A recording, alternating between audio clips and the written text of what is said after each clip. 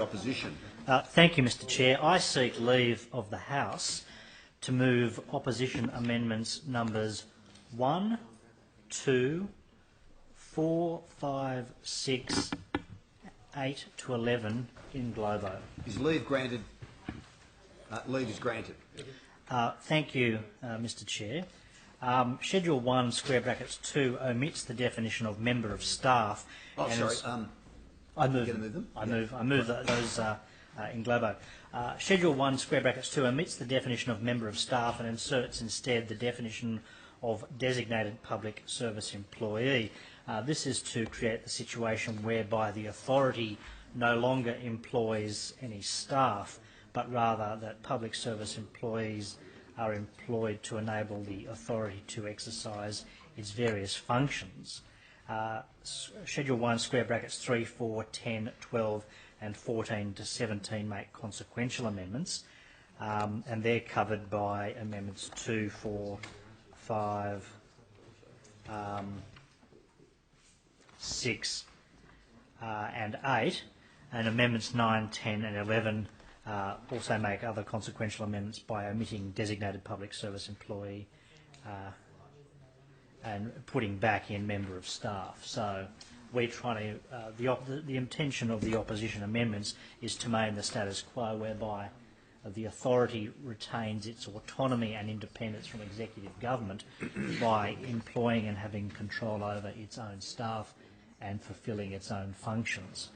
This is one area, Mr Chair, where we see an undermining and a compromising of the independence and the integrity of ILGA. We do not support that policy direction. We don't believe there is any review conducted with public input that would support moving policy in this direction. We don't understand where these reform proposals have come from. I note that the Minister earlier this morning in his reply enumerated a number of bodies. It was earlier this morning. It was about 1 a.m, perhaps even later, where the Minister enumerated a range of bodies he said had been consulted about the bill.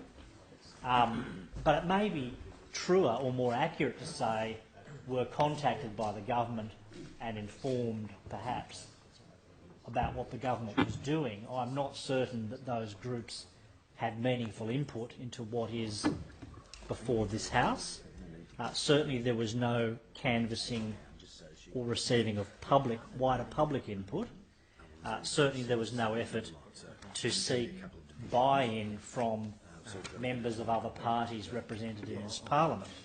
So we are fundamentally concerned with what we see as the beginning of the disestablishment of ILGA, commencing with taking away its direct employment of staff and bringing them into an executive agency, which we see as I don't like this term, but the slippery slope towards greater executive control over what should remain an entirely independent regulatory function.